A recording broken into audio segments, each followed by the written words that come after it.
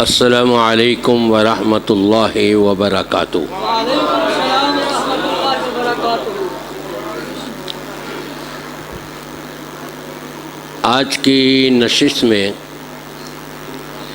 میری زندگی میں پہلی مرتبہ یہاں پر میں نے جو بیان سنا ہے شیخ الحدیث حضرت مولانا عبدالغفار اعوان المدنی صاحب کا،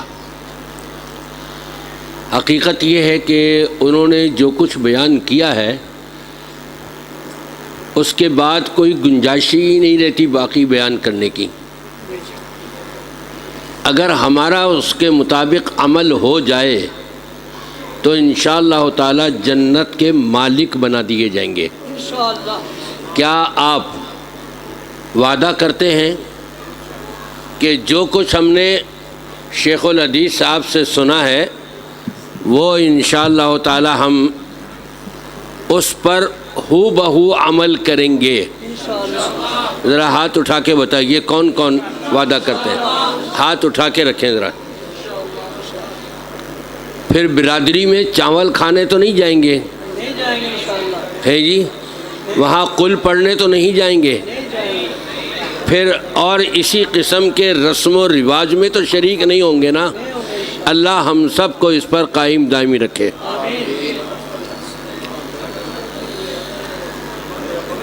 میں سمجھتا ہوں کہ میں اپنے فضیلت الشیخ شیخ الحدیث حضرت مولانا عبدالغفار المدنی صاحب کو اپنا سبق سنا رہا ہوں کہ کوئی مجھ سے اونچ نیچ ہو جائے تو وہ میری انشاءاللہ تعالی اصلاح کر سکیں گے۔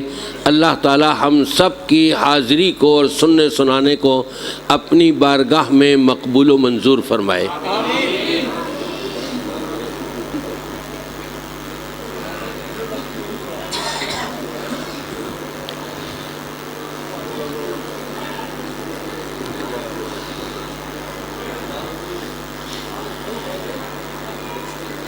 الحمد للہ العلی الکبیر المتعال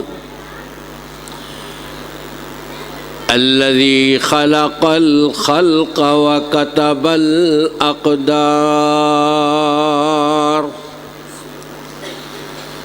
والصلاة والسلام على سيد الجمال والكمال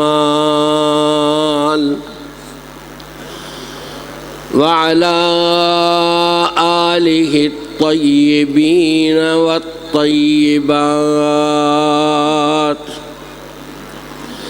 أما بعد فأعوذ بالله من الشيطان الرجيم۔ يا أيها الذين آمنوا اتقوا الله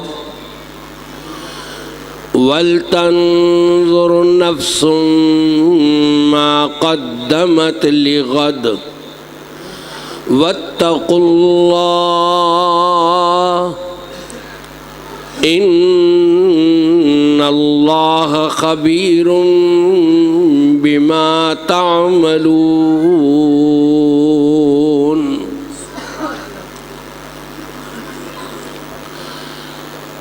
تمام تعریفیں ہر قسم کی پاکی بڑائی اور بزرگی رب کائنات وحدہ لا شریک لہ کے لیے لائق اور زیبا ہے۔ وہ رب العالمین کے جس کی ذات ہمیشہ سے قائم ہے اور ہمیشہ باقی رہنے والی ہے، بجز اس رب العالمین کے جس کو بھی اس کائنات میں وجود عطا کیا گیا اس کے لیے زوال ہے، اختتام ہے، فنا ہے، ایک نہ ایک دن اپنی زندگی پوری کر کے اس دنیا سے رخصت ہو جانا ہے۔ بقا اور ہمیشگی ہے تو صرف رب کائنات ذوالجلال والاکرام کے لیے۔ درود و سلام آقائے دو جہاں تاجدار مدینہ آمنہ کے لال محمد الرسول اللہ جس کے دل میں نبی کی طرف سے جتنی محبت اور پیار ہوگا اسی حساب سے وہ نبی پر صلاۃ و سلام بھیجے گا۔ اور یہاں میں یہ بتا دوں، آپ کو معلوم ہے میرا انداز اور طریقہ، دو ہی باتوں کی درخواست کرتا ہوں میں اپنی تقریر کے درمیان، کہ جب نبی کا نام نامی آپ کے کان میں آئے تو آپ کیا کہیں گے؟ صلی اللہ علیہ وسلم۔ محبت اور پیار کے ساتھ پیچھے والے بھی، دائیں والے بھی، بائیں والے بھی، سب نے اپنے نبی پر درود پڑھ کے اپنے لیے اللہ کے ہاں نیکیاں بھی درج کرا لینی ہیں اور اپنے گناہ بھی معاف کرانے ہیں۔ انشاءاللہ۔ یہ صلاۃ و سلام پڑھنا گویا کہ گناہ بھی ہمارے معاف ہوتے رہیں گے اور ہمارے درجات نیکیوں میں بھی اضافہ ہوتا رہے گا۔ اور دوسری بات یہ کہ جب بھی دعا یا کلمہ ہو تو آپ اس دعا کے اوپر کیا کہیں گے؟ آمین۔ مجھے ایک اور بات یاد آ گئی حضرت کے آمین کی آواز سے، یا تو باقی احباب میری بات سمجھ نہیں سکے یا پھر ان کو بھوک لگی ہے۔ میں آپ سے گزارش کروں گا ذرا ہاتھ چک کر کے دسو کس کس نو بھوک لگی ہے؟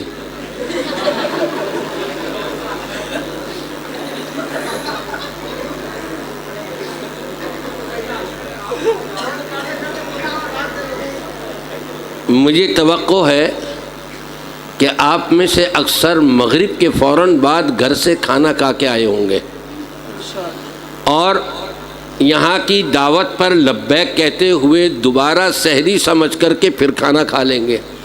ایسا ہی ہوگا نا، چھوڑے گا کوئی نہیں کھانا۔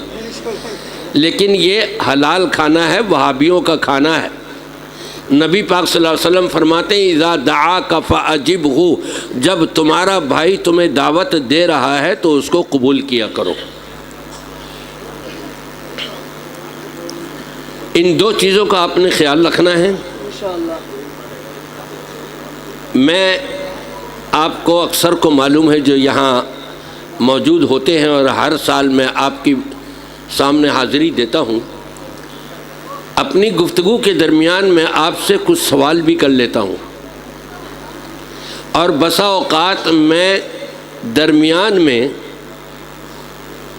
کوئی اور جملہ یا کوئی اور بات ذکر کر کے پوچھ لیتا ہوں میں اس سے پہلے کیا کہہ رہا تھا، یہ بھی آپ کو معلوم ہے۔ تو پوری توجہ ہو تو انشاءاللہ مختصر سے وقت کے اندر سمجھانا اور سمجھنا ہم سب کے لیے آسان ہو جائے گا۔ دعا یہ کہ اللہ تبارک و تعالی ہماری بیٹھک کو اپنی بارگاہ میں مقبول و منظور فرما لے۔ رب تبارک و تعالی کا ارشاد اور فرمان ہے، 28واں پارہ سورۃ الحشر، ہمارے ایک قاری نے تلاوت کری تھی۔ پہلے میرے ذہن میں کوئی اور آیت تلاوت کرنے کا خیال تھا، جب میں نے وہ سنی تو میں نے کہا آیت تو وہ بھی اچھی ہے، یہ بھی اس سے زیادہ اچھی ہے، تو اسی لیے میں نے پھر اس آیت کو اپنے مضمون کے لیے اپنایا اور اختیار کیا۔ یہاں اتنی بات بتاتا چلوں، نبی پاک صلی اللہ علیہ وسلم کا فرمان ہے کہ ایک مسلمان دوسرے مسلمان کا آئینہ ہوتا ہے۔ آئینہ آپ اپنے سامنے رکھیں گے، آئینہ بتا دے گا چہرے پر کہاں کہاں دھبے ہیں، کہاں سے سرما زیادہ لگا ہوا ہے، کہاں کم ہے، سارا کچھ بتا دے گا۔ کبھی کوئی شیشے پر آئینے پر غصہ کیا کسی نے، تو میرے اندر عیب نکال رہا ہے، میں نے دس رہا ہے کہ عیب لگ گیا ہے تیرے چہرے پہ، کیوں جی کسی نے توڑا کبھی آئینے کو؟ تو پھر میری بات کا غصہ کرنا ہے نا آپ نے، ہیں جی؟ سب کی آواز نہیں آ رہی۔ آئینہ ہونے کے ناطے سے میرا فرض بنتا ہے کہ نبی پاک صلی اللہ علیہ وسلم نے فرمایا من رآ منکم منکرا فلیغیرہ بیدہ فإن لم یستطع فبلسانہ فَإِن لَّمْ يَسْتَطِعْ فَبِقَلْبِهِ وَذَلِكَ أَضْعَفُ الْإِيمَانِ۔ جو بھی کوئی غلط بات دیکھے تم میں سے کوئی بھی، وہ اپنی طاقت سے اس کو مٹانے کی کوشش کرے۔ اگر طاقت وہاں استعمال نہیں کر سکتا تو اپنی زبان سے آگاہ کر دے، زبان سے متنبہ کر دے کہ یہ کام غلط ہوا ہے، غلط ہو رہا ہے، اسے ہمیں نہیں کرنا چاہیے۔ چاہے خطبہ ہوں یا چاہے وہ قراء حضرات ہوں کہ جنہوں نے اپنی تلاوت کے بعد صدق اللہ العظیم کہا ہے، یہ قرآن اور سنت سے ثابت نہیں ہے۔ دوسرے لوگ طعنہ دیں گے، تم بدعت بدعت بدعت کرتے رہتے ہو ہمارے بارے میں، تم نے جو خود بدعت نکال لی۔ نبی نے کبھی تلاوت کے بعد صدق اللہ العظیم کہا؟ خلفائے راشدین نے، صحابہ کرام نے کبھی صدق اللہ العظیم کہا تلاوت کے بعد؟ ان سے بڑھ کر تلاوت کرنے والا کون ہوا کرتا تھا؟ اس لیے ہم نے کبھی بھی تلاوت کے بعد صدق اللہ العظیم نہیں کہنا۔ جملہ بڑا اچھا ہے، معنی بڑے عمدہ ہیں، لیکن نبی نے تلاوت کے بعد یہ الفاظ استعمال نہیں کیے، لہٰذا ہم بھی نہیں کریں گے۔ دوسری چیز صرف خطبہ کے لیے، ناراض نہ ہوئیے گا، میری عادت ہے، اور میں بلکہ اپنے سامعین سے جمعے کے خطبوں کے اندر بتاتا ہوں، ہم آپ کے درمیان کوئی ایسی چیز دیکھتے ہیں جو اسلام کے خلاف ہو، صحیح و درست نہ ہو، قرآن و سنت کے مطابق نہ ہو، تو خطیب آپ کو آگاہ کرتا ہے، بتاتا ہے۔ اگر آپ خطیب کے اندر، میں اپنی طرف کہتا ہوں میرے اندر، اگر آپ میں سے کوئی ایسی چیز دیکھے جو قرآن و سنت سے ثابت نہ ہو اور آپ مجھے اگر آگاہ نہ کریں تو قیامت کے دن اللہ کے ہاں پوچھے جائیں گے، معاف نہیں کیا جائے گا، کیونکہ آپ نے میرا حق ادا نہیں کیا۔ میں آپ کے اندر کوئی ایسی بات دیکھوں اور آپ کو آگاہ نہ کروں، میں قیامت کے دن پوچھا جاؤں گا، میں اللہ کی بارگاہ کا مجرم ہوں گا ایسی صورت میں۔ نبی پاک صلی اللہ علیہ وسلم فرماتے ہیں زینوا القرآن باصواتکم او کما قال صلی اللہ علیہ وسلم، اپنی زبان سے قرآن کو بڑے مزین کر کے پڑھو۔ مزین کرنا کس کو کہتے ہیں؟ اس کے قواعد و ضوابط کا خیال رکھنا، اتار چڑھاؤ کا خیال رکھنا، کہاں مد ہے، کہاں غنہ ہے، کہاں اظہار ہے، کہاں پر قلقلہ ہے۔ ہم ایسی جگہ پر اپنا لہجہ بنانے کے لیے اتنا لمبا کر دیتے ہیں کہ مد متصل جو 5 الف کے برابر کھینچا جاتا ہے وہاں مد ہوتا بھی نہیں، مد منفصل بھی نہیں ہوتا، اور ہم 5 الف سے بھی زیادہ اس کو کھینچ کر کے خوش الہانی اس کو سمجھتے ہیں۔ یہ ہماری سمجھ کی غلط فکر ہے۔ اس سے ہمیں خطباء کو اپنے آپ کو بچانا چاہیے۔ قرآن ایسے پڑھیں کہ جیسے اس کا حق بنتا ہے۔ اتقوا اللہ حق تقاتہ، اللہ سے جیسے ڈرنے کا حق ہے اسی کے مطابق قرآن پڑھنے کا جیسے حق ہے اسی کے مطابق ہم قرآن پاک کی تلاوت کریں، اور ہم اتار چڑھاؤ میں اپنی مرضی نہ چلائیں، اپنا لہجہ نہ چلائیں، اپنی خوش الہانی نہ چلائیں کہ جہاں پر قرآن کریم کی تلاوت کے ضوابط ٹوٹ رہے ہوں۔ برا نہ منائیے گا، میں سب سے معذرت چاہتا ہوں، لیکن میں نے نام نہیں لیا کسی کا، یہ عام طور پہ ہر جگہ پر ہوتا ہے۔ جہاں پر بھی پروگرام ہو وہاں آپ کو یہ چیزیں ملیں گی، سب میں نہیں ملیں گی، سب مقررین میں نہیں ملیں گی، لیکن کچھ مقرر ایسے ہوتے ہیں۔ تو اس لیے میں آگاہ کر رہا ہوں، جو مشائخ یہاں بیٹھے ہوئے ہیں یہ اپنے اپنے ماحول میں اور لوگوں کو آگاہ کریں اور یہ پیغام پہنچائیں۔ دوسروں کی اصلاح کریں گے تو ہماری اپنی اصلاح خود بخود ہوگی۔ اللہ تبارک و تعالی ہماری اس بیٹھک کو اپنی بارگاہ میں مقبول و منظور فرما لے۔ ابھی میں نے اپنا مضمون شروع نہیں کیا، یہ دیکھی ہوئی باتیں جو ہیں وہ میں بتا رہا ہوں، اور یہاں مجھے 2 خوشیاں ملیں آنے کے بعد۔ جیسے میں ابھی جوتی اتار ہی رہا تھا، ایک بچہ میرے پاس پڑیا لے کر کے آ گیا۔ میں نے کہا بھائی یہ کیا ہے؟ کہنے لگے جی یہ گڑ ہے۔ گزشتہ سال میں جب یہاں آیا تھا 1 سال پہلے، تو میرا گلا ذرا کچھ جواب دے رہا تھا، میں نے طلب کیا، میں نے کہا گڑ ہے تو دے، میں ذرا سا چوس لوں تاکہ گلا صاف ہو جائے۔ وہ چھوٹا سا بچہ، اس کو یاد تھا، اس نے پہلے سے اپنے پاس جیب میں لے کے رکھا ہوا ہے۔ جیسے ہی مجھے دیکھا آتے ہوئے، یہ اس بات کا اظہار ہوتا ہے کہ یہاں بڑے تو بڑے ماشاءاللہ، چھوٹے بچے بھی مجھ سے پیار اور محبت کرتے ہیں۔ میری دعا ہے ان کے لیے کہ اللہ تبارک و تعالیٰ آپ سب سے محبت کرنے لگ جائے۔ اور اس سے بڑھ کر مجھے خوشی، جب میں یہاں کرسی پر آ کر کے بیٹھا، ایک بچے نے مجھے یہ پرچہ لا کر کے دیا۔ خوشی کہ میری آنکھوں میں آنسو آ گئے۔ اللہ، چھوٹا سا بچہ ہے، نام بھی اس نے لکھا ہے محمد اسماعیل۔ کہتے ہیں میرے لیے دعا کرنا، اللہ تعالیٰ مجھے عالم حافظ بنا دے، آمین کہہ دیجیے۔ چھوٹا سا بچہ ہے، میرے خیال سے شاید اس کی 7 سال کی عمر ہوگی غالباً، جس بچے نے یہ پرچہ لا کے دیا، اور میری آنکھوں میں آنسو آ گئے کہ یا اللہ ہمارے سب کے بچوں کے دلوں کے اندر اپنے قرآن کی یہ محبت پیدا فرما دے، اپنی محبت پیدا فرما دے، اپنے دین کی محبت ہمارے اندر پیدا فرما دے۔ یہ ہم بڑوں کو للکارا جا رہا ہے۔ کیا آپ نے بھی اپنے بچوں کو ایسی تربیت کی ہے کہ جن کے ذہنوں میں یہ خیال آئے کہ میں دین کا عالم ہو جاؤں، میں دین کی تعلیم حاصل کر لوں، میں قرآن مجید کا حافظ ہو جاؤں، اللہ کے کلام سے میں جڑ جاؤں، اور پھر لوگوں کی اصلاح کرنے کے لیے میں میدان میں آ جاؤں؟ کیا ہم سب کے بچوں کے دلوں کے اندر یہ بات پیدا ہو رہی ہے؟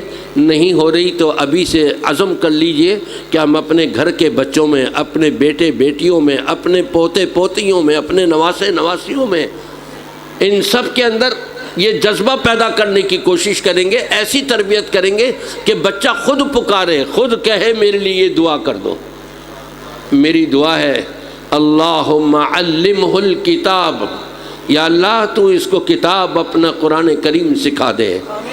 اللہم علمہ الکتاب والحکمہ، یا اللہ اپنی کتاب کی حکمت و دانائی اس کو سکھا دے۔ وفقہہ فی الدین، یا اللہ اس بچے کو دین کی صحیح سمجھ عطا فرما دے، اور اسی کے ساتھ ساتھ یا اللہ ہم سب حاضرین کے بچوں کو بھی یہی دین کی سمجھ عطا فرما دے۔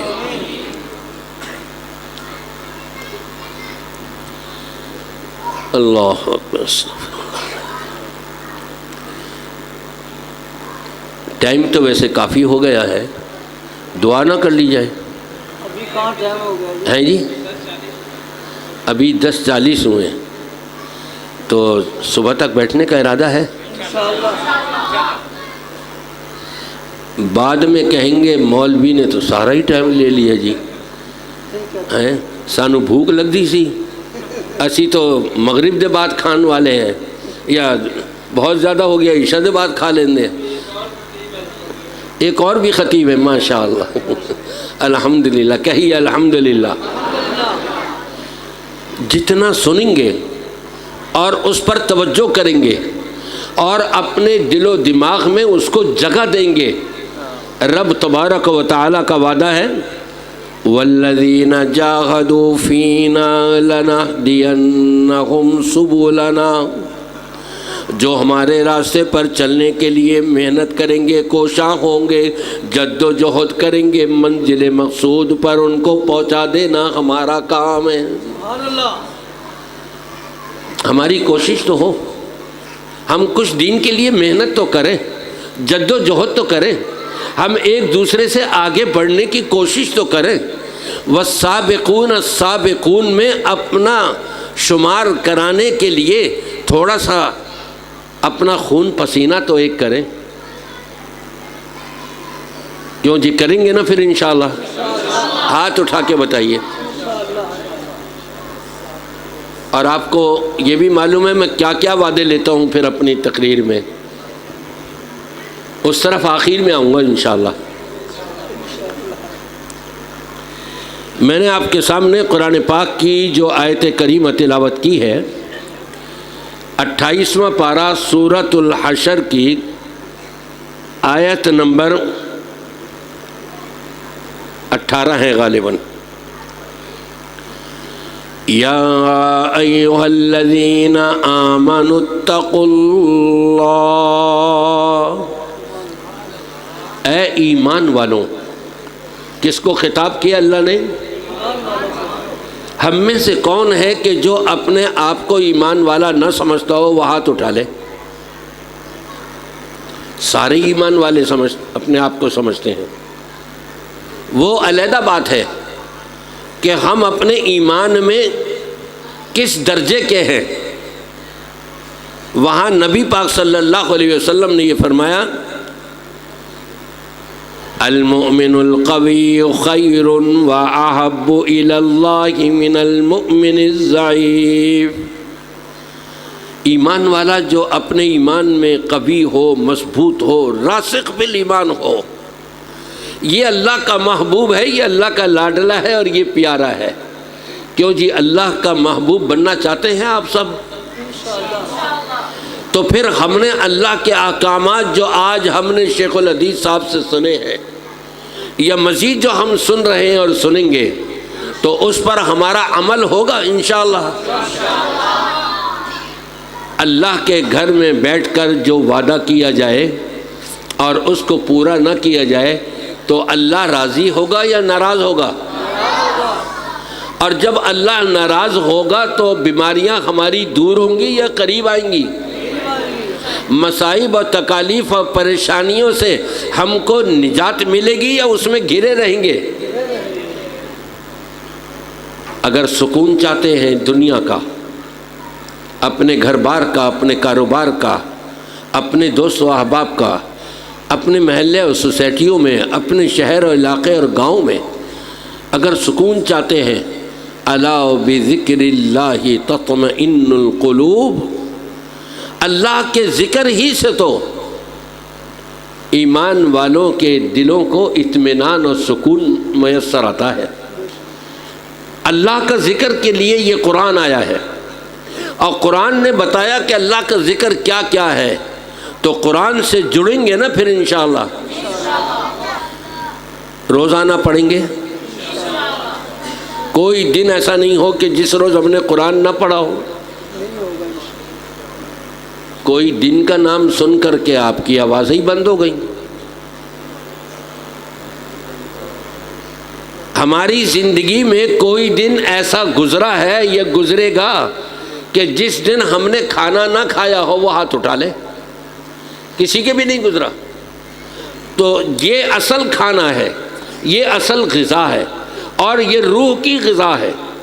روح اگر ہمارے جسم میں ہے تو ہمارا جسم کام کا ہے، اگر روح ہمارے جسم میں نہیں تو یہ جسم مٹی کا ہے، مٹی میں مل جائے گا۔ ہم نے اپنی روح کو مضبوط کرنا ہے۔ روح مضبوط ہوگی تو ہمارا جسم بھی مضبوط ہوگا، اور روح کو مضبوط کرنے کے لیے ہم نے قرآن سے جڑنا ہے۔ پھر کیا آپ یہ وعدہ کرتے ہیں کہ انشاءاللہ کوئی دن ایسا نہیں ہوگا کہ جب ہم نے تھوڑا یا زیادہ، یا میں یہ نہیں کہہ رہا 1 سپارہ روزانہ پڑھو، 5 سپارے روزانہ پڑھو، نہیں، تھوڑا بہت جتنا بھی ہوگا، ہماری زندگی میں کوئی ایک دن بھی ایسا نہ گزرے جو ہم نے قرآن پاک کی چند آیات ترجمے کے ساتھ نہ پڑھی ہوں۔ وعدہ کرتے ہیں سب؟ 1 آیت پڑھیں، 2 پڑھیں، 10 پڑھیں، 20 پڑھیں، جتنا گڑ ڈالیں گے اتنا ہی میٹھا ہوگا، جتنا پڑھیں گے اتنا ہی رب کا قرب حاصل ہوگا۔ والسابقون السابقون اولئک المقربون کے اندر ہمارا شمار ہوتا رہے گا۔ تو رب العالمین فرماتا ہے، یا ایھا الذین آمنوا اتقوا اللہ، اے ایمان والوں اللہ سے ڈر جاؤ، اللہ کا ڈر اور خوف اپنے اندر قائم کر لو۔ اللہ کا ڈر خوف کیا ہے؟ ہم میں سے کون ہے جو یہ کہتا ہو میں اللہ سے نہیں ڈرتا؟ سب کا یہی دعویٰ، جی میں تو اللہ سے ڈرتا ہوں، لیکن کس طرح سے؟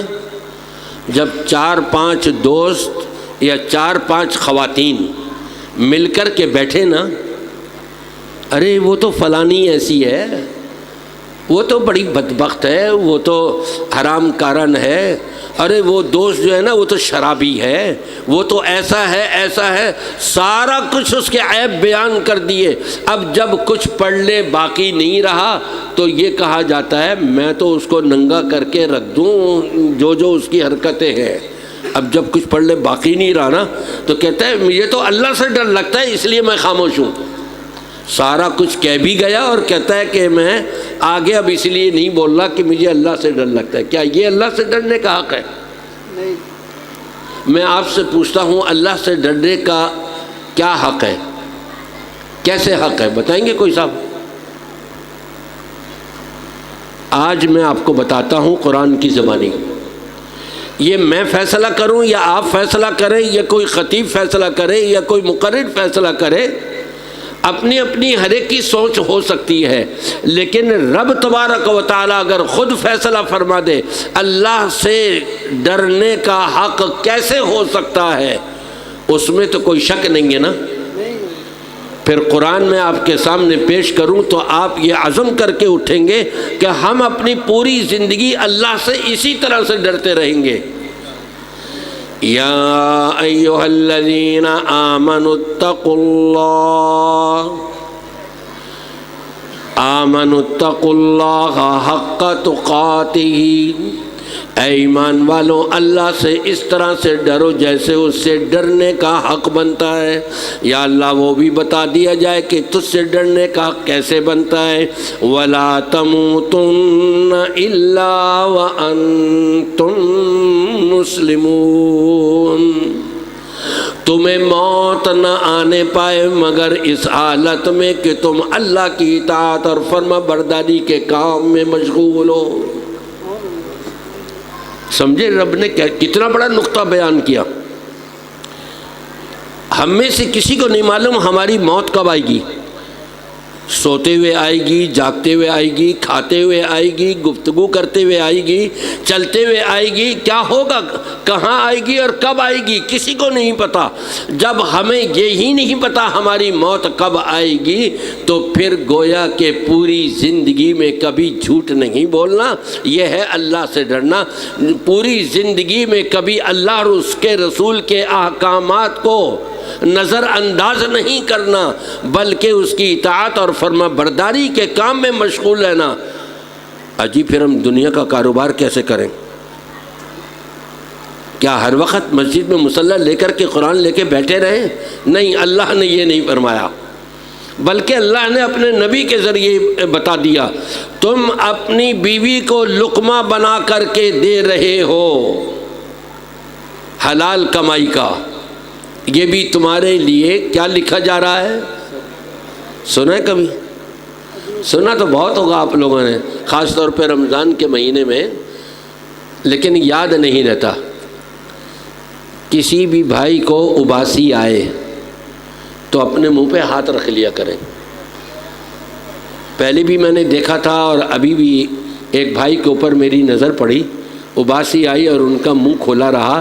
شیطان خوش ہوتا ہے اور رب رحمان ناراض ہوتا ہے۔ رحمان تب خوش ہوتا ہے جب ہم نبی کی تعلیم کے مطابق کہ اباسی آئے تو منہ پر ہاتھ رکھ لیا کرو، جب اس پر عمل کریں تو ہم نے شیطان کو راضی کرنا ہے یا رحمان کو؟ رحمان کو کرنا ہے نا۔ لیکن ایسے تو نہیں نا کہ راضی رہے رحمان بھی خوش رہے شیطان بھی، ایسا تو نہیں کرنا نا کہ کبھی منہ پہ ہاتھ رکھ لیا کبھی نہیں بھی رکھا، جی کوئی گل نہیں ہے۔ نہیں، ہمیشہ اپنا پابندی کریں۔ جب بھی کبھی، حتیٰ کہ نماز کے اندر بھی اگر آپ کو اباسی آ گئی روکنے کی کوشش کریں، نہیں رک رہی تو اپنے منہ پر ہاتھ رکھیں۔ رحمان راضی ہوگا، شیطان ناراض ہوگا۔ اصل عبادت یہی ہے کہ ہم رحمان کو راضی کریں اور شیطان کو ناراض کریں۔ وَلَا تَمُوتُنَّ إِلَّا وَأَنْتُمْ مُسْلِمُونَ، تمہیں موت نہ آنے پائے مگر اس حالت میں کہ تم اللہ کی اطاعت اور فرما برداری والے کام میں لگے ہوئے ہو۔ ازدواجی زندگی میں قدم رکھا ہوا ہے،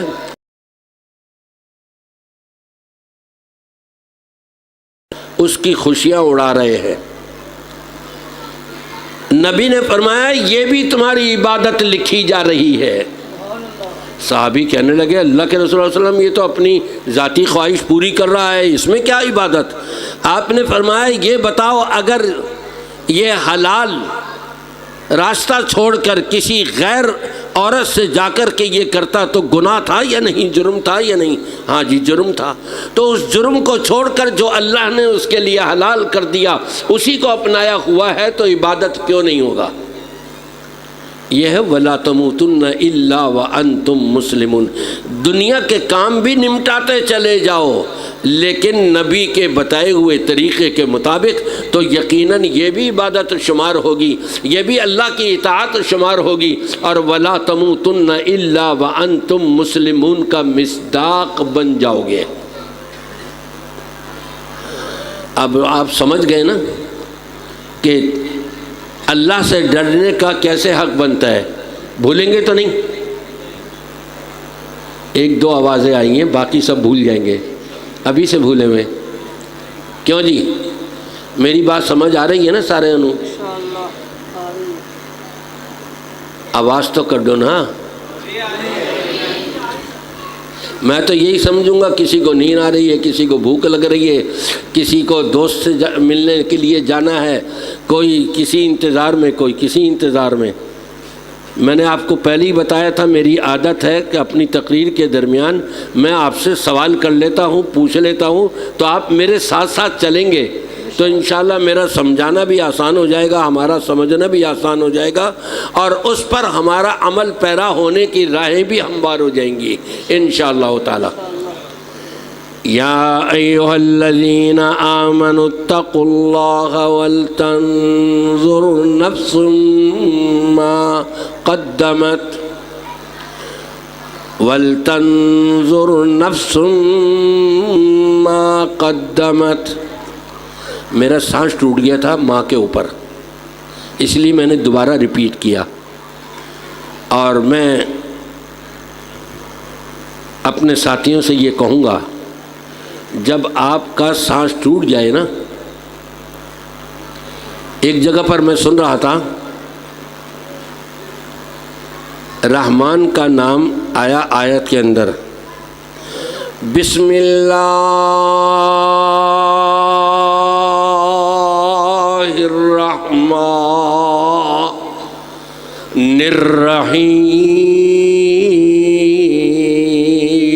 الرحیم، ادھر سے سبحان اللہ۔ میں نے تو ایک لفظ کو توڑ دیا،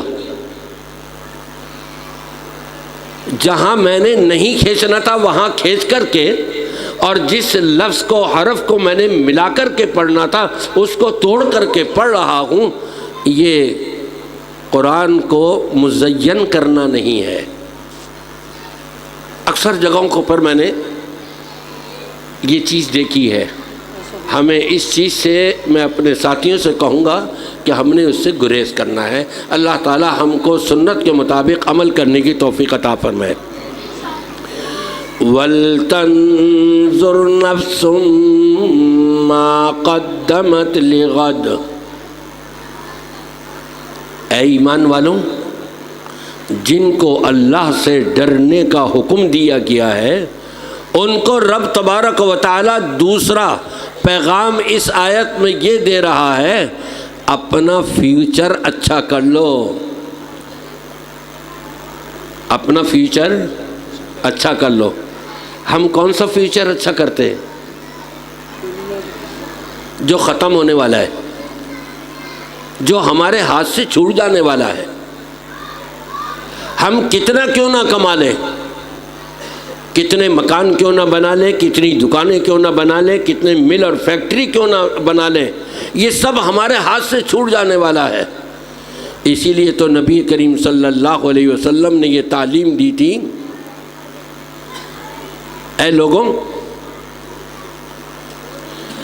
اکثروا ذکر حازم اللذات، دنیا کی تمام آرائشوں کو یکلخت چھیننے والی، تمہاری خوشیاں ختم کرنے والی، تمہارے مکان چھیننے والی، تمہاری حاصل کی ہوئی دولت کو تم سے چھین لے جانے والی اس چیز کو کبھی بھی مت بھولنا، یعنی الموت۔ موت آئے گی، ساری کی ساری آرائشیں، یہ مکان، یہ دکان، یہ دولت، یہ محبتیں، یہ خوشیاں، سب کچھ تم سے چھین لے گی یکلخت، اس کو کبھی بھی مت بھولنا۔ اس کے بعد آنے والا فیوچر، اس کے بارے میں رب العالمین فرما رہا ہے۔ ہم نے تو اپنی زندگی کا، دنیا کا فیوچر سمجھتے ہوئے ہم نے اپنے بیٹوں کے لیے، بیٹیوں کے لیے، پوتوں کے لیے، سب کے لیے بہت کچھ تیاریاں کی ہوئی ہیں کہ چلو میں یہ بھی کر جاؤں، یہ بھی کر جاؤں ان کے لیے، اور مجھے کچھ ملے گا سارا نہیں۔ جیسے ہی آنکھیں مج گئیں سب لڑائی بڑائی میں لگ جائیں گے، بڑا بھائی قبضہ کر لے گا، اپنے چھوٹے بھائیوں کو بھی نہیں دے گا، بہنوں کو بھی نہیں دے گا، یہی سارا کچھ ہو رہا ہے۔ وَلْتَنْظُرْ نَفْسٌ مَا قَدَّمَتْ لِغَدٍ، فیوچر کیا ہے ہمارا؟ نبی پاک صلی اللہ علیہ وسلم سے ایک صحابی نے پوچھا، من اکیس الناس، اے اللہ کے رسول صلی اللہ علیہ وسلم یہ فرمائیے لوگوں میں سب سے زیادہ عقل مند کون ہے؟ اور ایک روایت میں سب سے زیادہ دور اندیش کون ہے؟ دور اندیش اسی کو کہتے ہیں جو اپنے فیوچر کو اچھا کرے، لیکن یہاں دنیا کا فیوچر نہیں بلکہ مرنے کے بعد کا، عالم برزخ کا اور عالم محشر کا، وہ فیوچر مراد ہے۔ ذرا دیکھ لو تم نے وہاں کے لیے کیا کمائی کی ہے، کتنا بینک بیلنس کیا ہے۔ دنیا کا تو بینک بیلنس تم کرتے چلے جا رہے ہو، لیکن اپنے مرنے کے بعد جو بینک بیلنس کیا ہوا تمہارے کام آ سکتا ہے، کیا وہ تم نے کر کے رکھا یا اس کو ضائع کر دیا؟ ہر ایک سوچتا ہے ہاں جی میں تو بہت کچھ کیا ہے، میری نمازیں بھی ہیں، میرے روزے بھی ہیں، میرے عمرے بھی ہیں، میرے حج بھی ہیں، میرے زکوٰۃ و صدقات و خیرات بھی ہیں، میری قرآن کریم کی تلاوتیں بھی ہیں، میرے تہجد بھی ہیں، میں کیا کچھ نہیں کرتا، میں نے تو سارا کچھ کیا ہوا ہے۔ لیکن اتقوا اللہ کے تحت نہیں کیا اس نے۔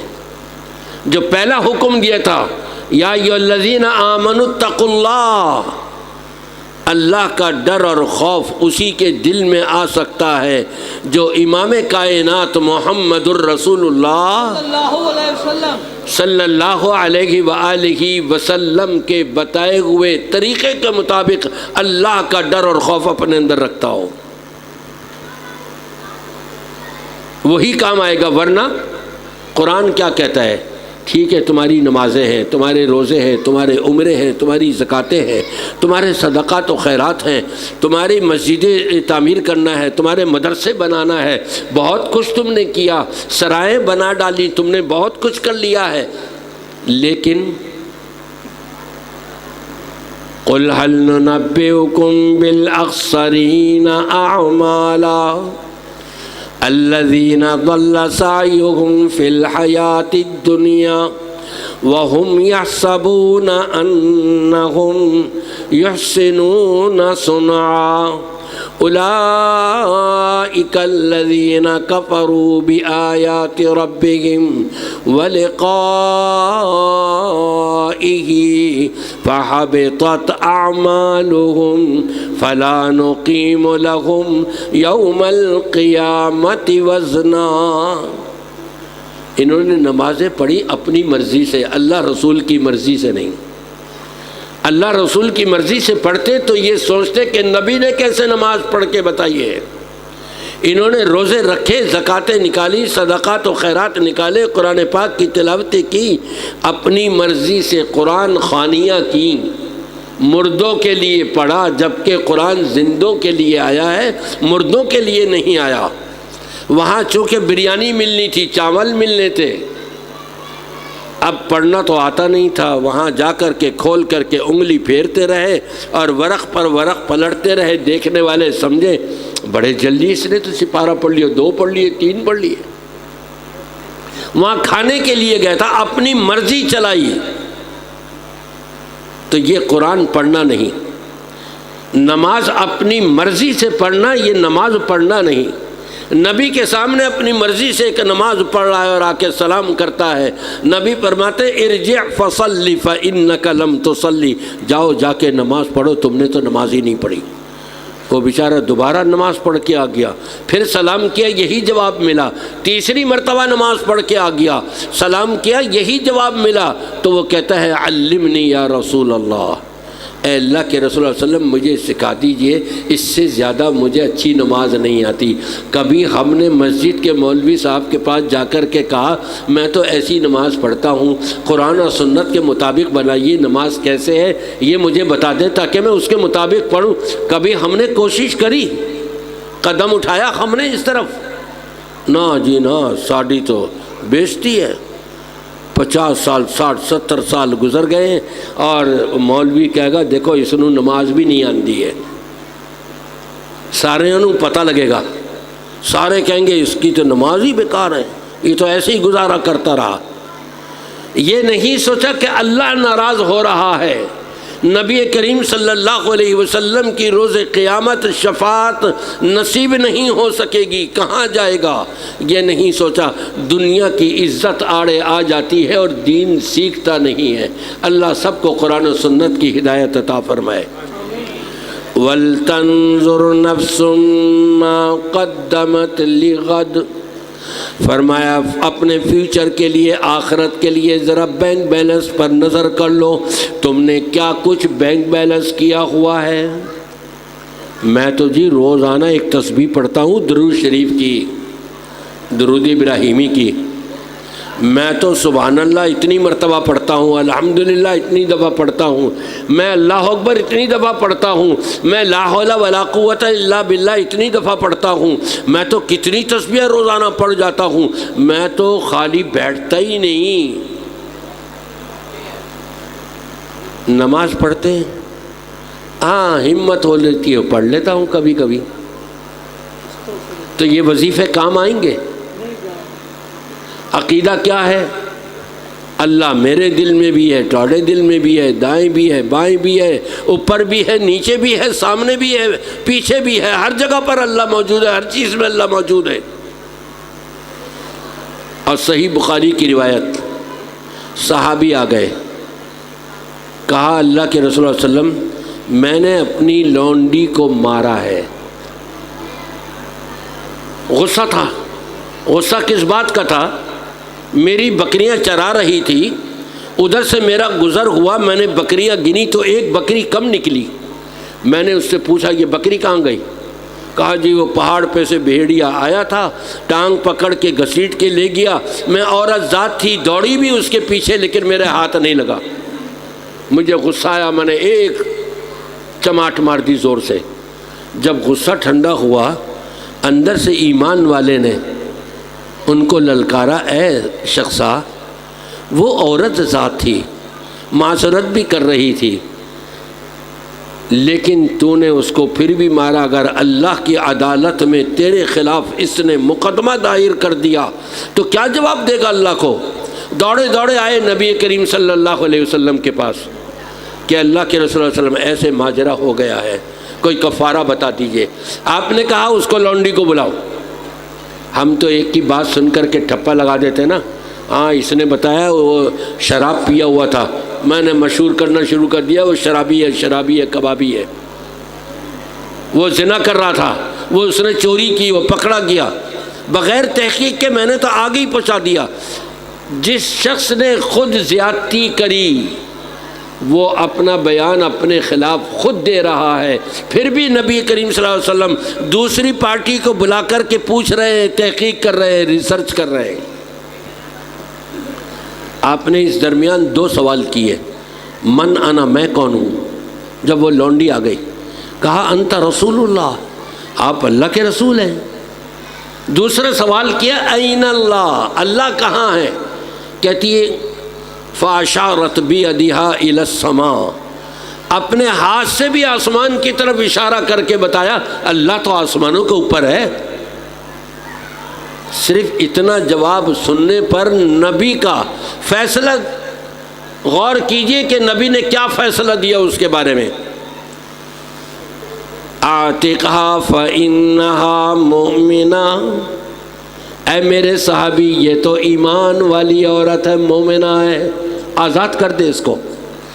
اور انہوں نے فوراً آزاد بھی کر دیا کفارے کے طور پہ کہ قیامت کے دن یہ مجھے نہ پکڑ لے۔ آج خاندانوں میں لڑائی بھڑائی ہو جاتی ہے نوجوانوں کے اندر، اور طیش میں آ کر کے ایک دوسرے کو مار بھی دیتے ہیں، وہ دنیا بھی چھوڑ کے بیچارہ چل دیتا ہے۔ اب اس سے وہ مارنے والا بھی، اس کے گھر والے بھی، پوری برادری معافی مانگ رہی ہے، نہ جی نہ، میں نے معاف نہیں کرنا۔ اور رب تبارک و تعالیٰ کیا فرماتا ہے؟ فَلْيَعْفُوا وَلْيَصْفَحُوا أَلَا تُحِبُّونَ أَن يَغْفِرَ اللَّهُ لَكُمْ، کیا تم یہ نہیں چاہتے کہ اللہ تمہیں معاف کر دے؟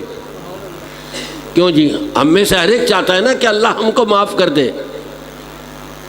ذرا ہاتھ اٹھا کے بتائیے کون کون یہ چاہتا ہے کہ اللہ ہمیں معاف کر دے؟ تو پھر آپ بھی دوسروں کو معاف کریں گے یا نہیں؟ رب نے کیا فرمایا؟ فَلْيَعْفُوا وَلْيَصْفَحُوا أَلَا تُحِبُّونَ أَن يَغْفِرَ اللَّهُ لَكُمْ، کیا تم یہ نہیں چاہتے کہ اللہ تمہیں معاف کر دے؟ اگر یہ چاہتے ہو تو پہلے یہ عمل کر کے دکھاؤ۔ اگر تم پر کوئی زیادتی کر دے، تمہارے کسی بھائی کا، بہن کا، کسی بیٹے کا قتل کر دے، تمہارا مال چھین لے، اور پھر وہ معافی مانگ رہا ہو، تم بھی معاف کر دو، تو اللہ کہتا ہے میں بھی معاف کر دوں گا۔ لیکن ہم مرتے دم تک کلام سلام بند کر دیتے ہیں۔ اس نے ہمارے بھائی کو قتل کیا، اس نے ہماری بیٹی کو قتل کیا، جی ہم نے اپنی بیٹی اس کے نکاح میں دی، اور اس نے وہاں پر ظلم و زیادتی کرتے کرتے کرتے آخر کو وہ مر گئی۔ موت تو اپنی آئی ہے، لیکن کہتے کیا ہے؟ اس نے مارا ہے۔ اس نے گولی تو نہیں چلائی۔ چلو اگر گولی بھی چلائی، معافی مانگ رہا ہے، معاف کر دو، نہیں تو دیت لے لو۔ اگر معاف نہیں کرتے تو دیت لے لو، دونوں میں سے کوئی ایک کام کر لو، اگر اللہ سے اپنے آپ کو معاف کروانا ہے تو۔ لیکن کیا ہے، پوری زندگی گزر جاتی ہے، دعا سلام کلام بالکل بند، ملنا جلنا ختم، رشتہ داریاں ساری دور پھینک دی گئیں۔ تو سنیے نبی پاک صلی اللہ علیہ وسلم کیا فرماتے ہیں؟ لا يحل لمسلم ان يأجر اخاه فوق ثلاث، کسی مسلمان کو یہ لائق اور زیبہ ہی نہیں کہ وہ اپنے دوسرے مسلمان سے 3 دن سے زیادہ کلام سلام کو بند رکھے۔ حلال ہی نہیں ہے اس کے لیے، جائز ہی نہیں ہے۔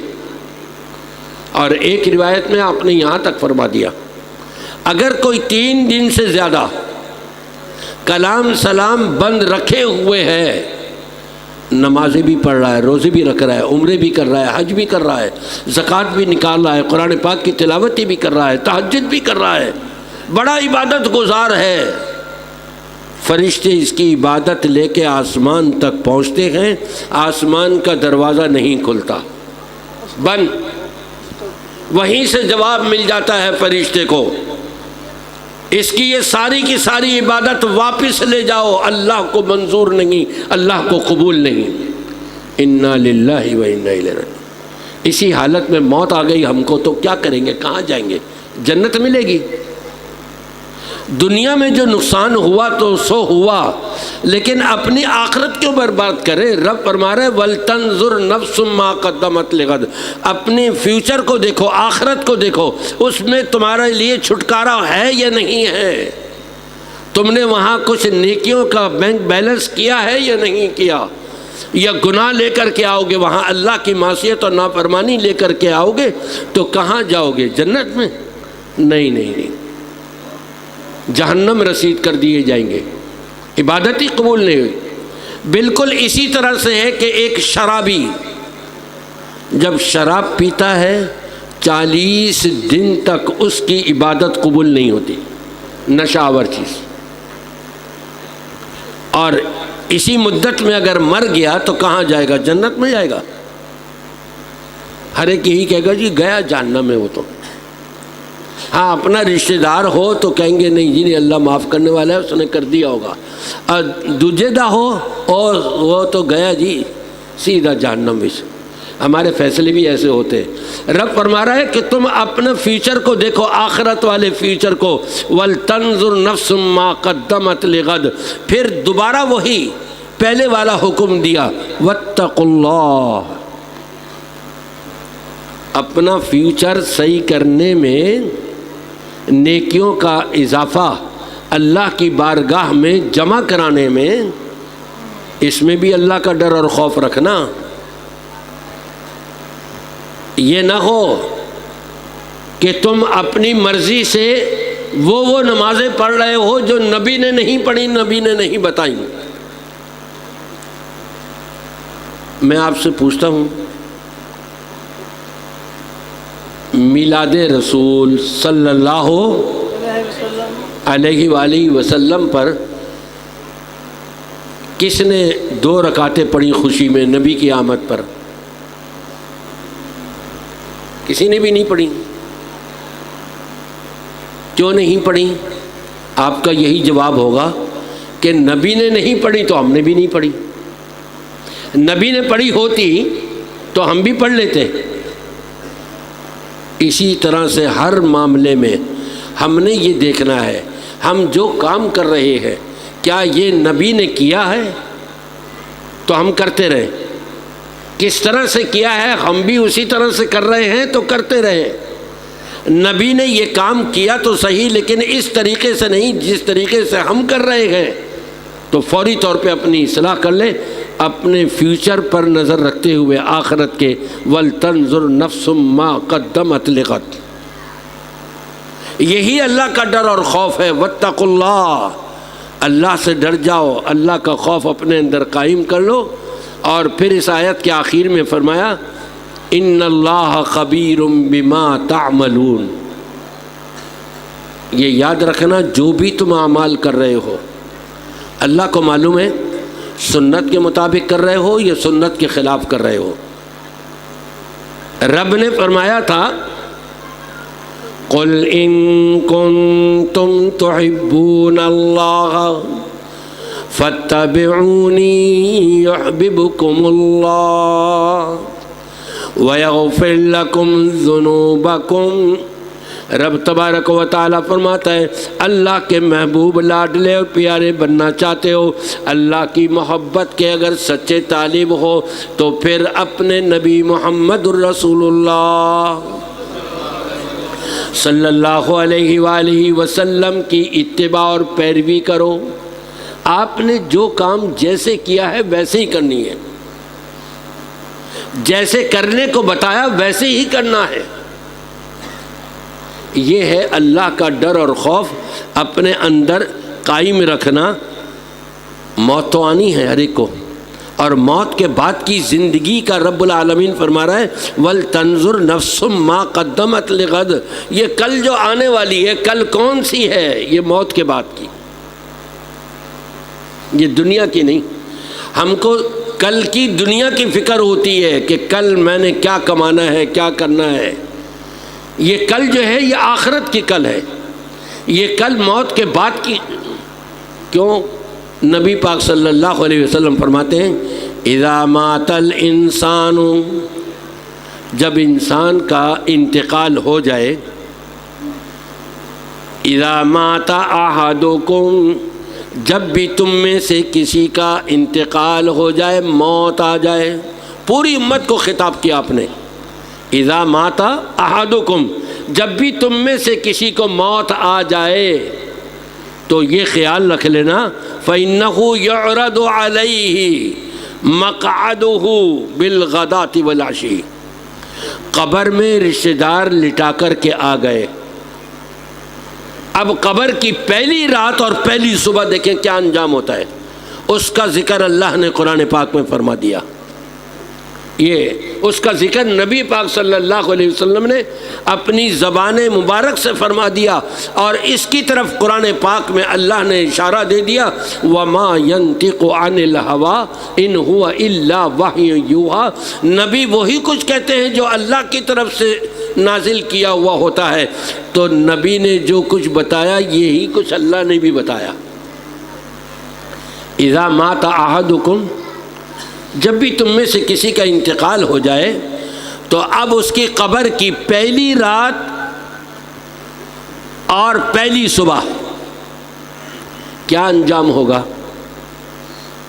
نبی پاک صلی اللہ علیہ وسلم فرماتے ہیں، فَإِنْ كَانَ مِنْ أَهْلِ الْجَنَّةِ فَمِنْ أَهْلِ الْجَنَّةِ، اگر اس نے جنت کی طرف جانے والا راستہ جس کو قرآن نے صراط مستقیم کہا ہے، جس پر قرآن نے یہ کہا ہے کہ من یطع الرسول فقد اطاع اللہ، جس کو قرآن نے یہ کہا ہے کہ اللہ کی اگر محبت چاہتے ہو تو نبی کی اطاعت اور پیروی کرو، نبی کی اطاعت اور پیروی کرتے ہوئے جس نے زندگی گزاری ہے تو اس کا شمار کن لوگوں میں ہوگا؟ جنتیوں میں۔ کن لوگوں میں ہوگا؟ جنتیوں میں۔ نماز سنت کے مطابق پڑھی، روزے سنت کے مطابق رکھے، روزہ رکھتے ہوئے یہ نہیں کہا وَبِصَوْمِ غَدٍ نَوَيْتُ، ترجمہ کیا ہے؟ ہاتھ رکھ لیجئے، ترجمہ یہ ہے میں نے کل کے روزے کی نیت کری۔ یہ کب کہہ رہا ہے؟ آج روزہ رکھ رہا ہے، روزہ آج کا رکھ رہا ہے فجر سے پہلے، اور نیت کر رہا ہے کل کے روزے کی، یعنی آج کا روزہ ہے ہی نہیں، اس کا پھر نیت ہی نہیں ہوئی، اور بغیر نیت کے روزہ ہی مقبول نہیں ہوتا۔ روزہ رکھے سنت کے مطابق، نماز پڑھے سنت کے مطابق، نبی نے کبھی بغیر رفع الیدین کے ایک نماز بھی نہیں پڑھی۔ نبی کریم صلی اللہ علیہ وسلم نے کبھی جلدی نماز نہیں پڑھی، بلکہ جلدی نماز پڑھنے والے کے بارے میں فرمایا کہ اس کی نماز اس کو بد دعا دیتی ہے۔ نماز ہی بد دعا دے تو پھر کیا ملے گا؟ ضیعک اللہ کما ضیعتنی، تو نے میری حیت و شکل کو جیسے بگاڑا ہے نا اے نماز پڑھنے والے، اللہ بھی تیرے اندر ایسا ہی بگاڑ پیدا کر دے، تو پھر دنیا میں فساد تو آئیں گے، دنیا میں مصائب اور تکالیف اور پریشانیوں میں تو گھرنا ہوگا، پھر دنیا میں روزی رزق کی تنگی کا تو سامنا کرنا پڑے گا، پھر شوہر اور بیوی کے درمیان لڑائی اور جھگڑے، یہاں تک کہ طلاق پر نوبت تو آئے گی، پھر بیٹا باپ کو للکارے گا تو صحیح، آنکھیں تو دکھائے گا، پھر بیٹی بھی جو ہے ماں کو اپنا آنکھیں دکھائے گی، کب؟ جب ہم نبی پاک صلی اللہ علیہ وسلم کے بتائے ہوئے طریقے کے مطابق عمل نہ کریں تو یہ سارا کچھ ہو سکتا ہے، اور جب نبی کے بتائے ہوئے طریقے کے مطابق ہم سب کچھ کریں گے تو رب کی ساری رحمتیں انشاءاللہ میسر آئیں گی۔ جنتی تھا، کس لیے جنتی تھا؟ کہ اس نے نبی کی پیروی کری، کہ نبی کے مقابلے میں کسی اور کو بڑا نہیں مانا، نہ امام، نہ غوث، نہ قطب، نہ ابدال، نہ شیخ، نہ مفتی، نہ علامہ، کسی کو نہیں۔ جس کی بات نبی سے ملتی وہ لے لی، اور جس کی بات نبی سے ٹکراتی اس کو چھوڑ دیتا، لیکن نبی کو اس نے نہیں چھوڑا۔ اس کا فَإِنْ كَانَ مِنْ أَهْلِ الْجَنَّةِ، چونکہ یہ تو جنتی تھا تو نبی فرماتے فَمِنْ أَهْلِ الْجَنَّةِ، اس کو جنت کا وہ حصہ، وہ مکان، وہ محلات اور کوٹھیاں قبر میں جانے کے بعد سب سے پہلی رات کو اس کو دکھا دیا جاتا ہے، یہ ہے تیری جنت۔ قبر میں جانے کے بعد سب سے پہلی صبح کو بھی دکھا دیا جاتا ہے کہ یہ ہے تیری جنت۔ صبح شام اس کو دکھایا جا رہا ہے، یہ ایک دفعہ نہیں، ایک دن نہیں، بلکہ جب تک یہ عالم برزخ کی زندگی گزار رہا ہے قبر میں، اس وقت تک روزانہ 2 مرتبہ اس کو جنت دکھا دی جاتی ہے کہ اے شخص یہ ہے تیری جنت، یہ ملے گی تجھے جنت۔ وَإِن كَانَ مِنْ أَهْلِ النَّارِ فَمِنْ أَهْلِ النَّارِ۔ اور اگر وہ اپنی منمانی کرتا ہوا کلمہ ہزاروں مرتبہ پڑھتا تھا لیکن اعمال کے اندر اپنی منمانی کیا کرتا تھا، نبی کی اطاعت نہیں تھی، مولویوں کی، مفتیوں کی اور قطب اور ابدال جو بنائے ہوئے ان کے ولی تھے اور امام تھے، ان کی پیروی کرتا نبی کے مقابلے میں، کہاں جائے گا جی وہ؟ میں آپ سے پوچھ رہا ہوں، ظاہری بات ہے جہنم میں جائے گا۔ جو نبی کے عمل کو نہ اپنائے، نہ اختیار کرے، کہاں جائے گا؟ جہنم میں۔ فرمایا جب اس کو اس کے رشتہ دار قبر میں لٹا کر کے آتے ہیں، اس قبر کی پہلی رات اور اس قبر کی پہلی صبح اس کو جہنم کا وہ ٹھکانہ دکھایا جاتا ہے، جہنم کے جس حصے میں اس کو ڈالا جائے گا۔ والعیاذ باللہ، اللہ تعالی ہم سب کو جہنم سے بچائے اور محفوظ رکھے۔ اور پھر یہاں تک آتا ہے، ہمارے مقرر آ گئے کیا؟ اچھا، تو پھر میں مختصر کر دیتا ہوں، کیونکہ میں کرسی خالی دیکھ رہا تھا، میں آرام سے چل رہا تھا۔ اچھا ٹھیک ہے، میں پھر اپنے مضمون کو تھوڑا مختصر کر دیتا ہوں۔ کتنا وقت لے لوں جی مزید؟ آپ لوگ بتائیں گے؟ ہیں جی؟ نہیں ایسے نہیں، 1-2 بندوں کی آواز آ جائے 2 گھنٹے اور دوسرے وہ میرے ذہن، اپنے ذہن میں میرے لیے پتہ نہیں کیا کچھ سوچتے رہے۔ اکثریت مجھے جو بتائے گی اتنا ٹائم لے کے ختم کر دوں گا۔ ہاں جی، کتنا ٹائم لے لیا جائے مزید آپ کا؟ 12 بجے تک کریں جی۔ 2 گھنٹے بھی آئے، 1 گھنٹہ بھی آیا اور 1.5 گھنٹہ بھی آیا اور ان کے کہنے کے مطابق آدھا گھنٹہ بھی آیا، اور اکثریت کا جواب نہیں آیا۔ چلے میں شروع سے چلتا ہوں۔ آدھے گھنٹے جو دینے والے ہیں وہ ہاتھ اٹھا لیں۔ 1 گھنٹہ پر جو راضی ہونے والے ہیں وہ ہاتھ اٹھا لیں۔ پہلے والے کے مقابلے میں کچھ زیادہ اٹھ گئے لیکن سب کے نہیں۔ 1.5 گھنٹہ جو چاہتے ہیں وہ ہاتھ اٹھا لیں۔ خیر یہ تو کم ہے، اور 2 گھنٹے ظاہری بات ہے وہ اور کم ہوں گے۔ بہرحال میں کوشش کروں گا کہ آدھے گھنٹے کے اندر، کیونکہ آپ لوگوں کو بھوک بھی لگ رہی ہوگی نا، لگ رہی ہے نا بھوک؟ جی جس کو بھوک لگ رہی ہے ہاتھ اٹھا لیں۔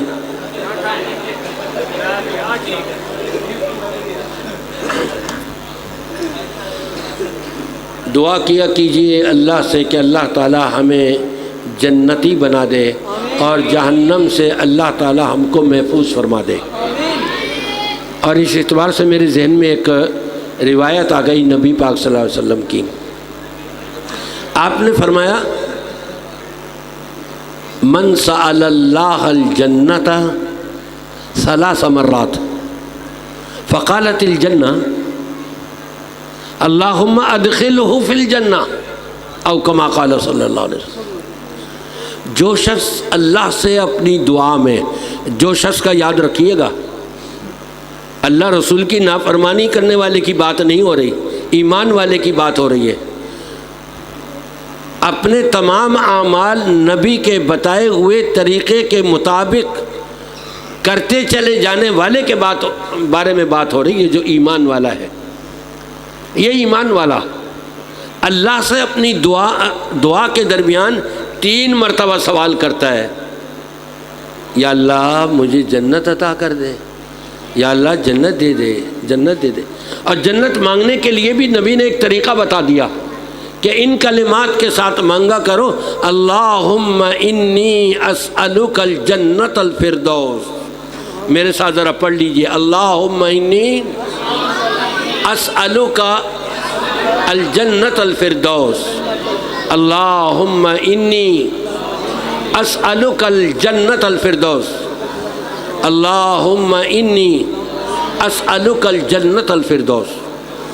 اپنی دعاؤں میں کم از کم 3 مرتبہ دل کی گہرائی سے، صدق دل کے ساتھ اللہ سے یہ دعا کیا کرے۔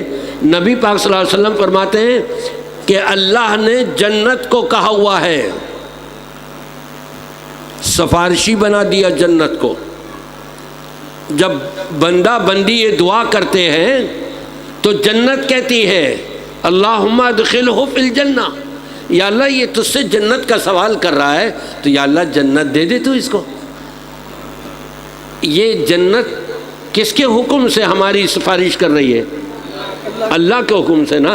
اللہ چاہتا ہے کہ میرے بندے جنت میں آئیں، تو پھر ہمارے دل میں بھی چاہت اور تڑپ اور اس کے ساتھ ساتھ صحیح عمل ہونا چاہیے تاکہ ہم بھی جنت میں جائیں۔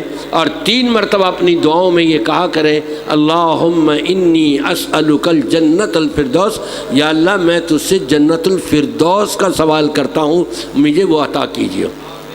اور اسی روایت میں یہ بھی ہے ومن استجار من النار 3 مرات، جس شخص نے اللہ کی پناہ طلب کری جہنم سے بچاؤ کے لیے، اپنی دعاؤں میں 3 مرتبہ یا اللہ مجھے جہنم سے بچائیو، یا اللہ مجھے جہنم سے محفوظ رکھیو، یا اللہ مجھے جہنم میں مت ڈالیو۔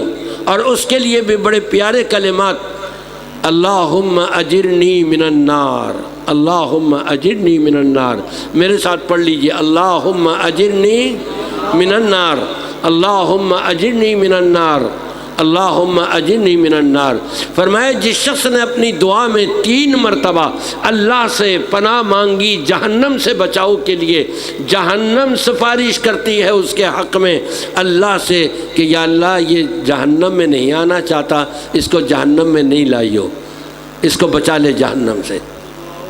اللہ چاہتا ہے کہ ہم جہنم سے بچ جائیں، اللہ چاہتا ہے کہ ہم جنت کی طرف چلے جائیں، اس راستے پہ گامزن ہو جائیں، تو پھر ہماری اس کے لیے کوشش اور محنت بھی ہونی چاہیے۔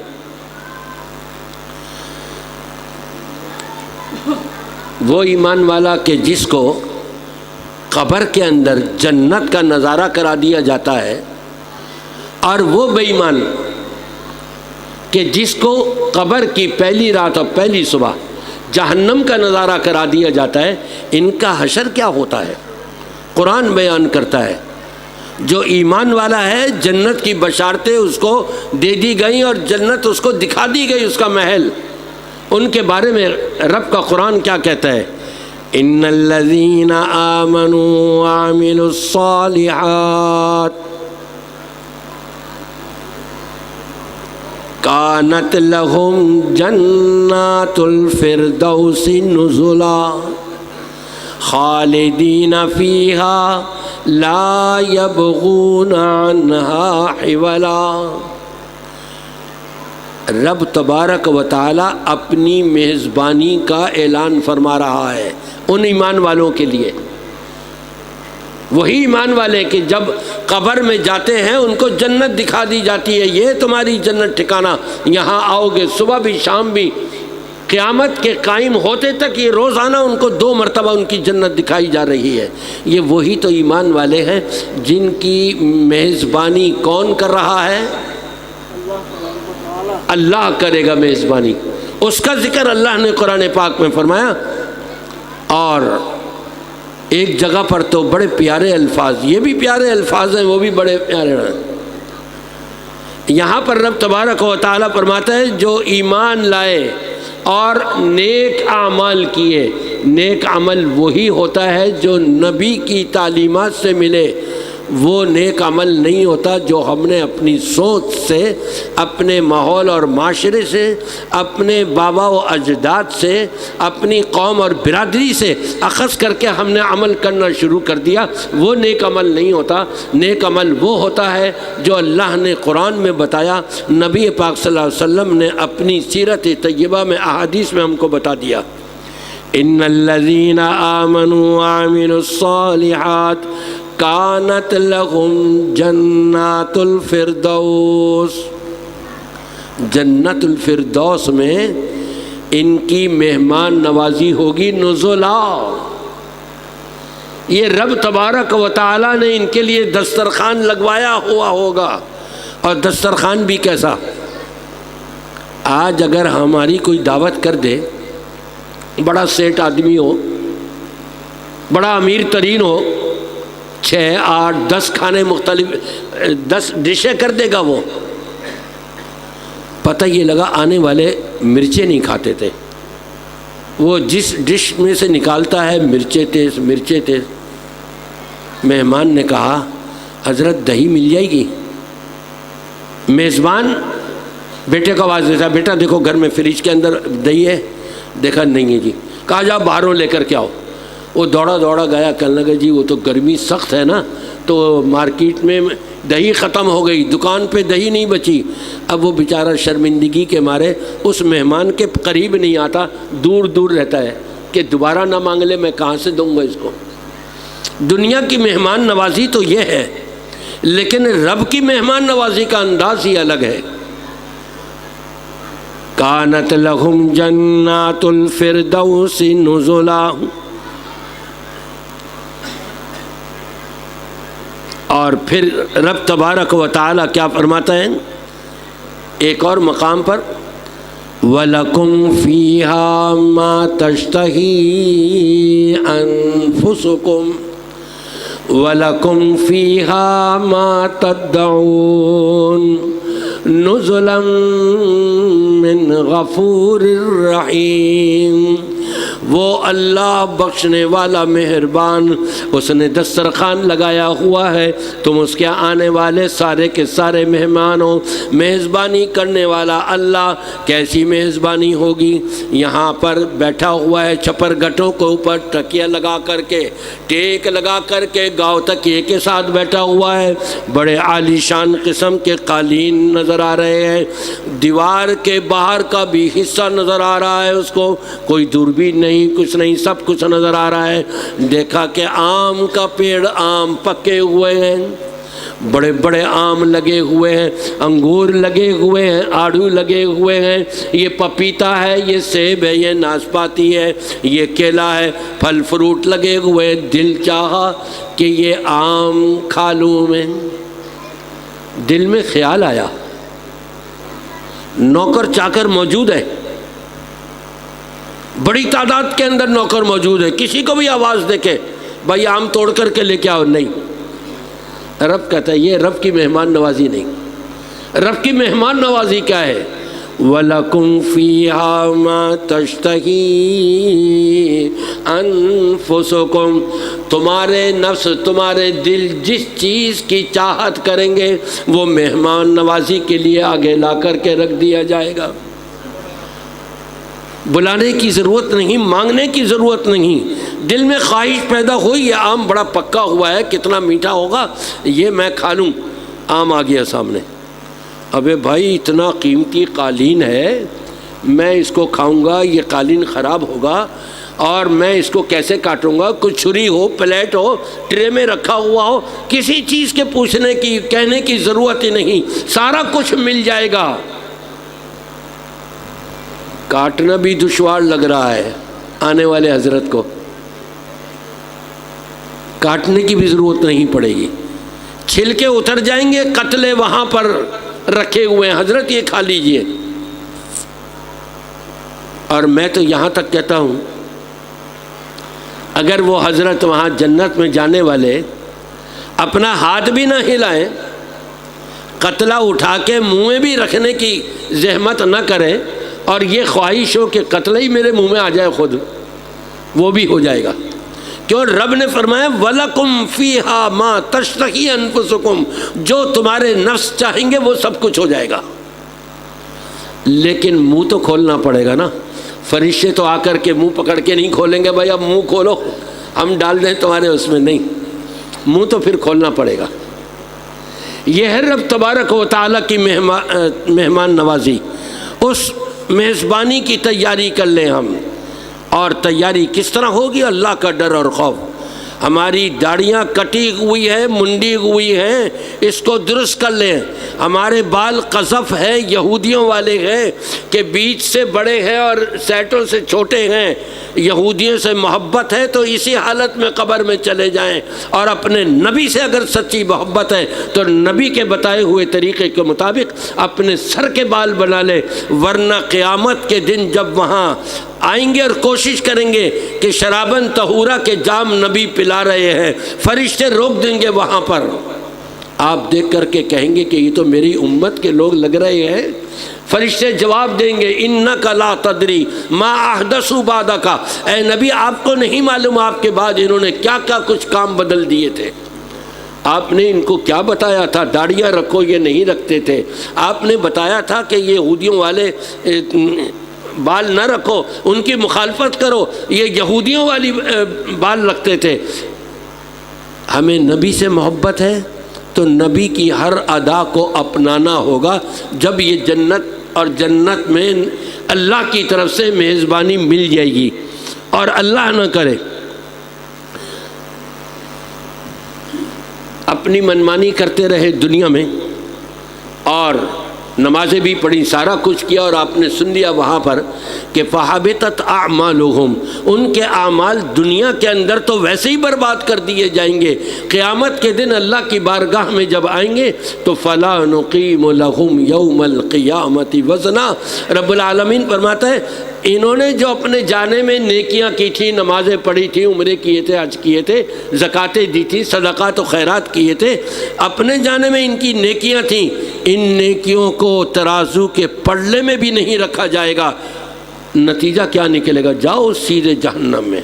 انا للہ و انا الیہ وہم یحسبون انہم یحسنون صنعا۔ دنیا میں تو اپنے جانے میں بڑے مگن تھے، میں نے بڑے تہجد پڑھے، میں نے بڑی عبادتیں کی، میں نے بڑے صدقات و خیرات نکالے، لیکن چونکہ نبی کے بتائے ہوئے طریقے کے مطابق نہیں تھا، اس لیے کوئی عمل قبول نہیں ہوا، سارے کے سارے برباد کر دیے گئے۔ یہ تو مہمان نوازی تھی ایمان والوں کی۔ اب رب کی طرف سے بے ایمانوں کی بھی مہمان نوازی سن لیجئے، ان کی بھی میزبانی کرے گا رب تبارک و تعالی، اور کہاں کرے گا اور کس طرح سے کرے گا؟ قرآن دیکھیں کیا کہتا ہے، اِنَّا أَعْتَدْنَا جَهَنَّمَ لِلْكَافِرِينَ نُزُلًا۔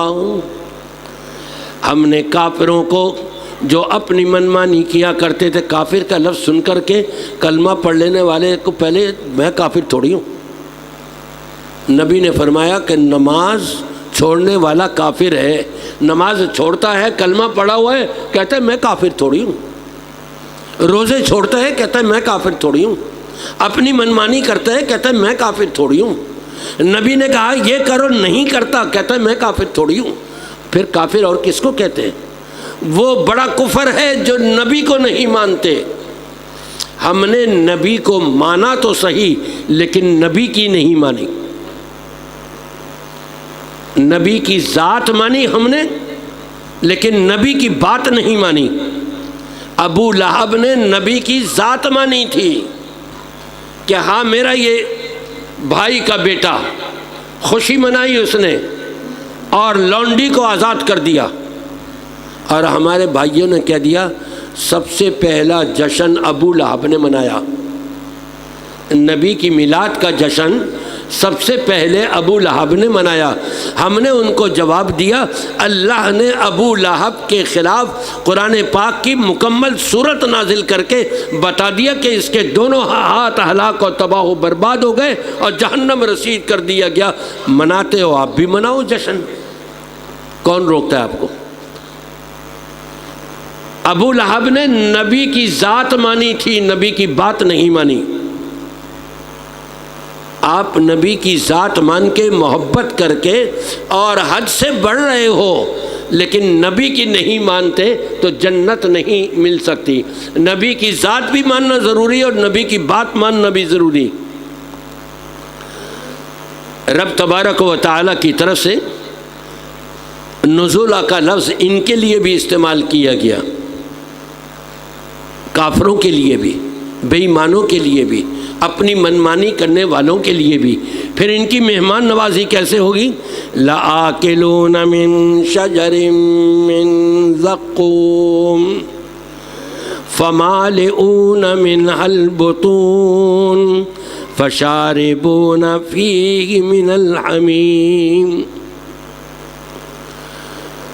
اللہ فَشَارِبُونَ شُرْبَ الْحَمِيمِ۔ جہنم میں جائیں گے، چیخ و پکار ہو رہی ہے، یا مالک یا مالک اقضِ علینا۔ جہنم کے دروغہ کو 1000 سال تک، 1000 سال سمجھتے کتنے؟ ہم نے تو 100 سال بھی نہیں دیکھنے ہوتے۔ 1000 سال تک جہنمی چیختے رہیں گے مالک کو، اللہ سے کہہ دو ہمیں نکال دے، جو یہاں سے ہٹا دے، برداشت سے باہر ہو گئے۔ 1000 سال کے بعد مالک کی طرف سے جواب ملے گا، جہنم کے دروغہ کی طرف سے، در کتو یہیں پڑے رہو، تمہاری کوئی سنوائی نہیں۔ دیکھ رہے ہیں جنتی تو بڑی عیش و عشرت کر رہے ہیں، ٹھنڈے پانی، شرابیں، سارا کچھ پی رہے ہیں۔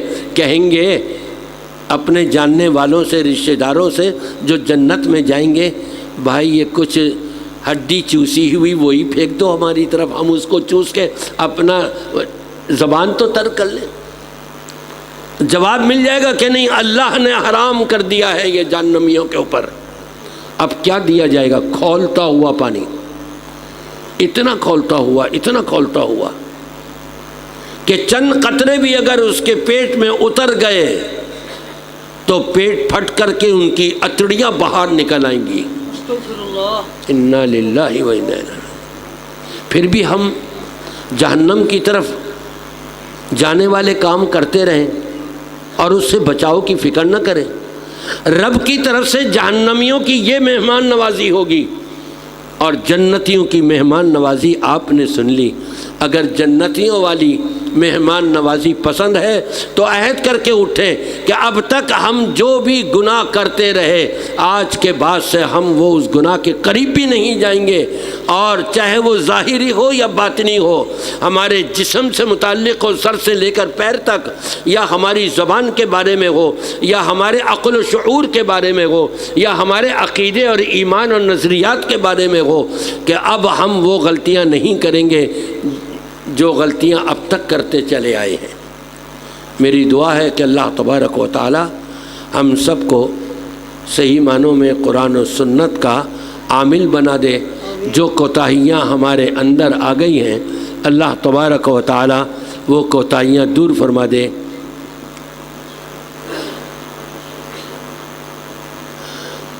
ایک آدمی عمرے کے لیے مکہ گیا، اس نے وہاں کسی دوسرے آدمی کے لیے طواف کیا۔ یہ طواف ہوا کہ نہیں؟ نبی کریم صلی اللہ علیہ وسلم نے بیت اللہ کے جو بھی طواف کیے اپنے لیے کیے ہیں، کسی اور کے لیے نہیں کیے۔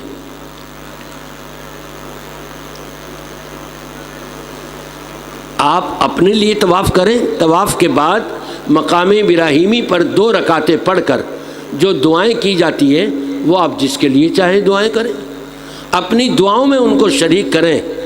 لیکن کسی کی طرف سے نماز پڑھنا، کسی کی طرف سے طواف کرنا، ہاں یہ علیحدہ بات ہے کہ اگر کسی پر حج فرض ہو گیا تھا اور وہ نہیں کر سکا بیماری کی وجہ سے، دولت تو تھی، جانا چاہتا تھا، سستی ہو گیا، اچھا آئندہ سال جاؤں گا، آئندہ سال آ گیا، اچھا آئندہ سال جاؤں گا، اس وقت تو بیماری وغیرہ نہیں تھی، اب آخر میں آ کر کے بیچارہ ایسا بیمار ہو گیا ہے نہیں جا پا رہا یا انتقال ہو گیا ہے، اس کی طرف سے حج بدل تو کیا جا سکتا ہے، اور حج بدل وہ کرے گا جس نے اپنا خود حج کیا ہوا ہو۔ جس نے اپنا حج نہ کیا ہوا ہو وہ دوسرے کی طرف سے حج بدل نہیں کرے گا۔ کیا نبی پاک کے وسیلے سے دعا مانگ سکتے ہیں؟ اگر نبی کو آپ دیکھ رہے ہیں اور نبی آپ کو دیکھ رہے ہیں تو نبی کا وسیلہ لے لیں۔ قحط سالی پڑتی، صحابہ آتے نبی کے پاس کہ اللہ کے رسول صلی اللہ علیہ وسلم دعا کر دیجیے۔ آپ دعا کرتے، خطبہ دے رہے تھے، دعا کری، اور اسی درمیان آسمان سے بارش برسنا شروع ہو گئی۔ صحابہ نے نبی کا وسیلہ پکڑا، جب نبی کو دیکھ بھی رہے تھے، نبی بھی دیکھ رہے تھے، نبی کی سنتے بھی تھے اور اپنی سناتے بھی تھے۔ لیکن جب نبی پاک صلی اللہ علیہ وسلم کا انتقال ہو گیا، اس دنیا سے چلے گئے، حضرت عمر رضی اللہ تعالیٰ عنہ اپنے دور خلافت میں جب دیکھا قحط سالی پڑ گئی تو آپ کے چچا کو بلایا جو زندہ تھے، حیات تھے، جن کو وہ خود بھی دیکھ رہے تھے، وہ بھی ان کو دیکھ رہے تھے، اپنی ان کو سنا بھی سکتے تھے، ان کی سن بھی سکتے تھے۔ کہا کہ آپ نبی کے سب سے زیادہ قریبی ہیں، نبی تو ہے نہیں، حالانکہ مسجد نبوی ہے، وہیں پر آپ کی قبر مبارک ہے، لیکن کسی نے نہیں کہا کہ قبر پہ جا کے کہ اللہ کے رسول آپ جو ہے وہ اللہ سے کہہ کے ہم آپ کا وسیلہ پکڑتے ہیں، یا اللہ سے کہا ہو کہ ہم نبی کا وسیلہ پکڑتے ہیں، بارش برسا دے۔ نہیں، لہٰذا یہ وسیلہ لینا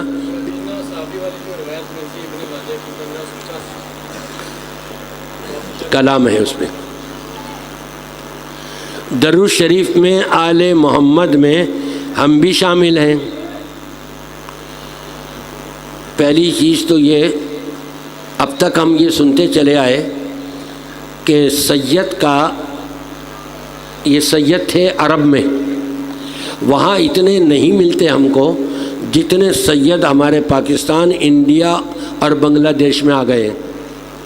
اب آل بھی آ گئے، آل کا لفظ بھی بڑھا دیا گیا۔ آپ کے پاس کیا ثبوت ہے یا ہمارے پاس کیا ثبوت ہے؟ اللہ کے رسول اللہ علیہ وسلم نے اپنی آل کو بلا کر کے دعائیں کریں، وہیں پر بتا دیا، بس وہی آل ہیں۔ باقی جو ہے سلسلہ نسب حقیقت میں جو سید چلے آ رہے ہیں ان کے اوپر صدقہ حرام کر دیا گیا ہے۔ کیا یزید کو رحمت اللہ کہہ سکتے ہیں؟ مجھے یہ بتائیے کہ یزید ہندو تھا، سکھ تھا، کون تھا؟ کلمہ پڑھتا تھا کہ نہیں؟ نمازیں پڑھتا تھا کہ نہیں؟ روزے رکھتا تھا کہ نہیں؟ وہ تاریخ جو شیعوں کی لکھی ہوئی ہے، اگر اس میں ہم کو یہ چیز مل جائے کہ جی فلاں نے کچھ زیادتی کی ہے تو اس زیادتی کی وجہ سے ہم کیا لعن طعن کریں گے؟ قرآن کیا کہتا ہے ہم کو؟ تِلْكَ أُمَّةٌ قَدْ خَلَتْ لَهَا مَا كَسَبَتْ وَلَكُمْ مَا كَسَبْتُمْ وَلَا تُسْأَلُونَ عَمَّا كَانُوا يَعْمَلُونَ۔ جو امت کے لوگ جا چکے ہیں، انہوں نے جو کیا تھا وہ پا لیا وہاں پر۔ ایک طرح سے قبر میں پہنچتے ہی ہر ایک کا حساب کتاب چھوٹا والا ہو جاتا ہے۔ اب تم جو کر رہے ہو، تم اپنے آپ کو دیکھو، تم کیا کر رہے ہو؟ تم لعنت والے کام کر رہے ہو یا رحمت والے کام کر رہے ہو؟ ان پر لعنت بھیجنے کے بجائے اپنے آپ کو دیکھو کہ ہم لعنت والے کام کر رہے ہیں یا رحمت والے کام کر رہے ہیں۔ لہذا رحمت اللہ علیہ کہہ سکتے ہیں اور کہنا چاہیے۔ اقامت میں کب کھڑا ہونا چاہیے؟ بریلوی حی علی الصلاۃ پڑھ کر کھڑے ہوتے ہیں۔ بعض روایتوں میں آتا ہے نبی کریم صلی اللہ علیہ وسلم اپنے حجرہ مبارک سے جیسے نکلتے، بلال نے چونکہ تکبیر کیا نہیں ہوتی تھی تو وہ جیسے نبی کو دیکھا آتے ہوئے تکبیر شروع کر دیا کرتے تھے۔ میں آپ سے پوچھتا ہوں، وہ بیٹھے بیٹھے تکبیر شروع کرتے تھے یا لیٹ کے یا کھڑے ہو کے؟ کھڑے ہو گئے نا۔ مؤذن کھڑا ہو گیا تو باقیوں کو بھی کھڑا ہو جانا چاہیے، ختم بات۔ صفیں درست کر لیں اپنی۔ اب یہ کہ جی وہ قد قامت الصلاۃ یا حی علی الصلاۃ یا الفلاح کہیں جب ہی ہم کھڑے ہوں گے، اس سے پہلے نہیں کھڑے ہوں گے، یہ اپنی طرف سے قید نہیں لگانی چاہیے۔ ایک شیعہ نے سوال کیا تھا باغ فدق کے متعلق، اگر حضرت ابوبکر صدیق کا فیصلہ ٹھیک تھا کہ باغ فدق بیوی فاطمہ کو نہ دینا، تو حضرت عمر بن عبدالعزیز نے اہل بیت کو دے کر غلط کیا؟ اگر دے کر ٹھیک کیا تھا تو حضرت ابوبکر صدیق نے غلط کیا۔ عمر بن عبدالعزیز تک تو بعد میں جائیے، آپ پہلے عمر فاروق رضی اللہ تعالیٰ عنہ کو ہی دیکھ لیجئے۔ صحیح مسلم کی روایت ہے، بڑی لمبی روایت ہے۔ حضرت علی رضی اللہ تعالیٰ عنہ 6 مہینے تک انہوں نے بیعت نہیں کری تھی حضرت ابوبکر کی۔ پھر حضرت ابوبکر کو کہلا کے بھیجا، میں چاہتا ہوں کہ آپ میرے پاس آئیں، کچھ بات کرنی ہے میں نے۔ حضرت ابوبکر نے حضرت عمر سے بھی ذکر کر دیا۔ حضرت عمر نے کہا نہیں نہیں نہیں خبردار، اکیلے نہ جانا، اپنے ساتھ اوروں کو بھی لے کے جانا۔ حضرت ابوبکر نے مناسب نہیں سمجھا کہ میں اوروں کو لے کر کے جاؤں، کوئی لڑائی کرنے تھوڑی جا رہا ہوں، اکیلے چلے گئے۔ وہاں گئے، حضرت علی رضی اللہ تعالیٰ عنہ کی آنکھوں میں آنسو آ گئے، ادھر حضرت ابوبکر کی بھی آنکھوں میں آنسو آ گئے۔ کب؟ جب حضرت علی کہہ رہے تھے، صرف یہ شکوہ کیا کہ آپ ہم سے بھی مشورہ کر لیا کریں، آپ اکیلے اکیلے کام نمٹا لیتے ہیں، آپ کا یہ مقام ہے، اللہ نے آپ کو یہ بلند و بالا مقام دیا ہے، ہم اس کو سب سمجھتے ہیں۔ حضرت ابوبکر نے بھی حضرت علی رضی اللہ تعالیٰ عنہ کے مقام کو بیان کیا، دونوں کی آنکھوں میں آنسو آ گئے۔ کہا حضرت علی نے کہ ٹھیک ہے، میں رات کی نماز میں آ رہا ہوں مسجد میں، اور آ گئے۔ وہاں آ کر کے حضرت علی رضی اللہ تعالیٰ عنہ نے بھی محبت کا اظہار کیا حضرت ابوبکر سے، اور حضرت ابوبکر نے بھی حضرت علی سے محبت کا اظہار کیا، اور دونوں نے ایک دوسرے کے مقام بیان کیے۔ حضرت عمر کے پاس جب یہ بات آئی کہ جی یہ تقسیم کر دی جائے، حضرت عمر نے کہا پہلی چیز تو یہ، نبی نے جیسے کیا میں ویسے کروں گا، نبی کے بعد ابوبکر نے جیسے کیا میں بھی ویسے ہی کروں گا۔ اگر تم زیادہ ہی زور دے رہے ہو تو ایک شرط کے اوپر، تم کو نبی کتنا دیا کرتے تھے سال کے لیے اناج اور غلہ، وہ میں تمہیں دے رہا ہوں برابر، اس میں کمی نہیں آنے دی۔ اب اس میں جتنی زمین کے اندر یہ ہوتا ہے اناج اور غلہ، میں اتنی زمین تمہارے سپرد کر دیتا ہوں۔ اب کھیتی باڑی تم نے خود کرنی ہے، پانی بھی خود دو یا کسی سے دلواؤ، ہل چلانا ہے خود چلاؤ یا کسی سے چلواؤ، کوئی وہ نہیں ہے۔ ان میں سے بعض نے لے لیا اور بعض نے نہیں لیا۔ پھر یہ حضرت علی رضی اللہ تعالیٰ عنہ جب امیر المومنین بن گئے تو حضرت علی رضی اللہ تعالیٰ عنہ نے حضرت فاطمہ کا حصہ نکال کر کے امام حسن امام حسین کو کیوں نہیں تقسیم کیا؟ چلو ان کی دور خلافت آ گئی تھی، اپنی دور خلافت میں تو وہ تقسیم کر لیتے، لیکن نہیں کیا۔ کیوں؟ ان کو بھی سمجھ آ گئی تھی کہ ابو بکر جو کرتے آئے ہیں صحیح تھا، عمر جو کرتے آئے ہیں صحیح تھا، عثمان جو کرتے آئے ہیں وہ صحیح تھا، اب میں بھی وہی کروں گا۔ لہٰذا یہ شیعوں کا یہ اعتراض کرنا اور اس قسم کی باتیں کرنا یہ سب غلط ہے، اور اصل چیز یہ ہے کہ وہ مروڑ تروڑ کے لوگوں کے سامنے رکھ دیتے ہیں۔ اللہ، ہم یہی دعا کریں گے اللہ ان کو بھی قرآن و سنت کی صحیح سمجھ عطا فرمائے۔ وآخر دعوانا ان الحمد للہ رب العالمین، والسلام علیکم ورحمۃ اللہ وبرکاتہ۔ آخر میں اصل میں یہ سوالات تو ہونے تھے ہمارے شیخ کی تقریر کے بعد، لیکن آپ لوگوں نے پرچے پہلے ہی دے دیے۔ بہرحال مزید اگر سوالات ہوں گے نا پھر آخر میں کیجیے گا، پہلے شیخ صاحب کی تقریر سن لیجیے گا۔ امیر محترم مولانا حافظ عبدالرحمن سلفی صاحب اور پروفیسر مولانا حافظ محمد سلفی صاحب نے آپ سب کو سلام کلا کر کے بھیجا ہے، وعلیکم السلام۔ اور امیر محترم نے آپ سے ایک درخواست کی ہے، وہ بیمار ہیں، صاحب فراش ہیں، ان کے حق میں بھی جہاں آپ دیگر تمام مسلمانوں کے حق میں دعائیں کریں وہاں ان کو بھی اپنی دعاؤں میں شامل کرتے ہوئے اللہ سے ان کی صحت یابی مانگ لیا کریں۔ والسلام علیکم ورحمۃ اللہ وبرکاتہ۔